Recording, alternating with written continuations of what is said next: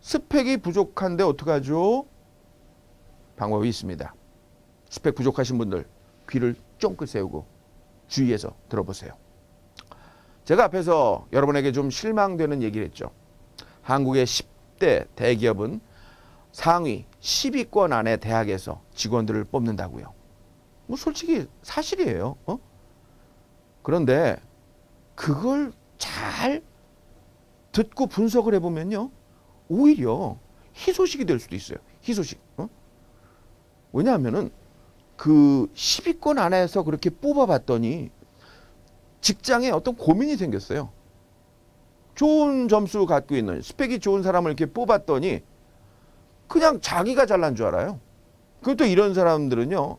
이 점수 이런 데 아주 익숙하기 때문에 그 코치형이 많아요. 코치형. 자기가 어떻게 해야지 이런 게 아니라 남을 이렇게 가르치려고 그래요. 그래가지고 이제는 그 점수형 인재보다는 실무형 인재를 우대하기 시작했어요. 세칭 그 스카이대 출신의 비율은 낮추고 그 다음에 성적이 좋은 사람보다는 코치가 되려는 그런 사람 말고 성적은 좀 당장 나쁘지만 실제 경기에서 뛰는 선수들을 뽑기 시작했다는 거죠. 그 외교관 선발 기준에 있어서 IQ, 외국의 실력, 또 대학교 성적 이런 걸 기준으로 뽑은 그런 외교관보다는요. 문화적 감수성, 네트워크 파악 능력, 타인에 대한 긍정적 기대 심리 정도 이런 걸 기준으로 선발해서 외교관을 뽑아봤더니 이 IQ나 외국어 성적 이거를 보고 뽑은 분들보다 훨씬 더 그 좋은 결과를 나타내더란 말이에요. 그래서 대기업에서도요. 이 성적보다는 소통 능력 또 이 승부 근성 이런 걸 더 높게 평가하고 그래서 이제 면접관들은 그걸 찾기 위해서 이런저런 문제도 내고 질문도 하고 그 면접이 중요해진 거예요. 미국 대형 마켓에 김밥을 납품하는 우리 한국계 회사가 있었어요. 영어 잘하는 인재를 직원으로 뽑았거든요. 그랬더니 마켓에서 문제가 발생해도요. 전화로 그냥 능숙하게 변명만 하는 거예요. 그래서 일 처리가 잘 안 됐대요. 그래서 그 사람 그냥 파이어 시키고 이번에는 그 영어는 좀 떨어지지만 성실한 사람 그런 사람을 뽑았대요. 그 마켓에서 문제가 생기면 영어가 서툴잖아요. I understand. Okay. I will be there. I will fix the problem. 이러면서 직접 달려가서 문제를 해결했대요. 당연히 누굴 더 좋아하겠어요. 마켓에서는. 말만 번지르르하게 하는 그런 사람보다는 직접 달려와서 자기의 문제를 해결해주는 그런 사람이 좋았죠. 그게 나중에 이 사람이 그 회사의 부사장까지 승진했다고 하더라고요.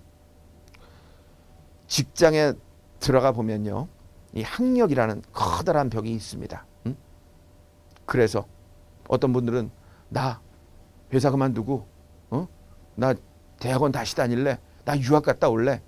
그런데 그 대학교와 유학 갔다 오는 학교가 정말 상위권 대학이 아니라면 정말 시간 낭비고 돈 낭비예요. 절대 그러지 마세요.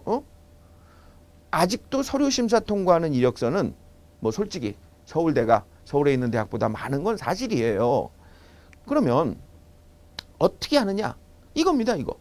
취업할 때는 학벌이 중요해요.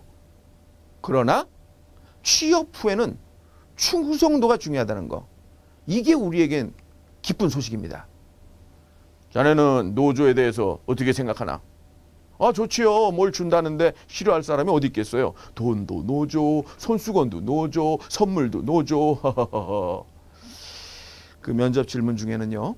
그 사람의 생각이나 사상을 들여다보는 질문이 참 많습니다. 우리 회사의 방향과 같은지 아닌지를 알아보는 것이죠.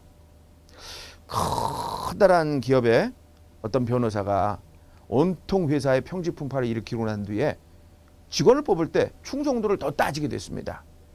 만약 회사가 추구하는 방향과 나의 생각이 다르더라도 취업을 위해서 거짓말을 하고 입사하셔야 되겠어요? 거짓말하지 마세요. 노조요? 저는 당연히 있어야 된다고 생각합니다. 노조가 있는 기업이 그렇지 않은 기업에 비해 성장률이 더 높다는 것은 선진국의 사례에서 이미 증명이 됐습니다. 저는 송곳 같은 놈입니다. 그래서 뽑아주면 다행이고 아니면 그냥 다른 데 취직하세요. 다른 데. 괜히 뭐 아닌 척 뭐 야, 전 노조 안 할 겁니다. 그랬다가 거기 들어가서 뭐 노조하다 찍히면 그게 좋겠어요? 그리고 또 사실은 거짓말로 대답해서 애써서 취직이 되더라도요. 그 회사에 어떤 원칙이라든가 기준이라는 게 있기 때문에 그건 안 바뀌어요. 그 회사에 다니기 정말 힘들어집니다. 집보다 어찌 보면 더 오래 있어야 될 직장인데 식당 밥맛이 안 맞는 건 뭐 참을 수 있어요. 나가서 그냥 라면 먹고 회사 다녀도 돼요. 하지만 생각이 다른 것은 절대 견딜 수가 없습니다. 미국 월마트의 창시자 샘 월튼은 두 사람의 후계자를 놓고 고민을 했습니다. 경영의 천재라고 불리는 론 마이어와 우직하게 조직 생활을 해온 데이비드 글라스, 이 두 사람을 놓고 고민했어요. 샘 월튼의 선택은 데이비드 글라스였습니다. 그 이유는 딱 하나. 론 마이어는 종종 자신의 아이디어와 추진력을 우선시하였는데 데이비드 글라스는 항상 설립자인 샘 월튼의 창업 정신을 중요시했습니다. 결과적으로 샘의 선택이 옳았습니다. 회사의 연매출을 10배 이상 끌어올렸습니다. 그리고 유통의 신이라는 별칭까지 얻게 되었습니다. 모든 창업자나 사장들은요, 똑같습니다. 뛰어난 사람보다는 자신의 가치를 같이 해줄 사람을 자신의 직원으로 뽑고 싶습니다. 뛰어난 사람은 언제든지 다른 회사로 갈 수 있지만 자신에게 충성을 다하는 사람은요, 나 대신에 감옥까지 갈 수 있는 거예요. 그걸 사장과 회장들은 잘 알고 있습니다. 실제로 대기업 임원들의 선발 기준은요, 충성도입니다. 충성도. 의리를 중요시한다 이거예요. 배신할 사람은 절대로 뽑지 않습니다. 자, 이제 답은 나왔죠? 면접에서 신입사원으로 뽑히려 하지 마세요. 임원, 아니 후계자가 되려는 의지를 보여주세요. 이 회사에 충성을 다해 내 뼈를 묻겠다는 각오로 몸으로 말로 표현하는 곳이 바로 면접장이 되어야 됩니다. 뼈를 묻을 생각으로 삽을 준비하세요. 뼈를 묻을 생각으로 삽을 준비하시고 그냥 내가 여기 신입사원으로 들어오는 게 아니라 뼈를 묻을 생각으로 그렇게 면접에 임하면 합격입니다. 뭐 그렇게는 못하시겠다고요? 내 영혼을 팔진 못하겠다고요? 그럼 취직하지 마세요. 창업하세요. 창업. 뭐 솔직히 저도 그런 사람 중에 한 명입니다. 창업했어요.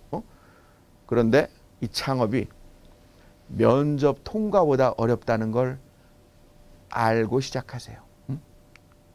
절대로 이 창업이 녹록하지가 않아요. 그러니까 여러분 면접에서 이런 마음으로 달려가세요. 취업할 땐 학벌이 중요하지만 취업 후엔 충성도가 중요하다. 그러니까 면접장에 뼈를 묻어야 되겠다는 생각으로 면접에 임하시면 사장은, 회장은 당신의 그 생각을 잘 읽어서 꼭 합격시켜 드릴 겁니다. 감사합니다.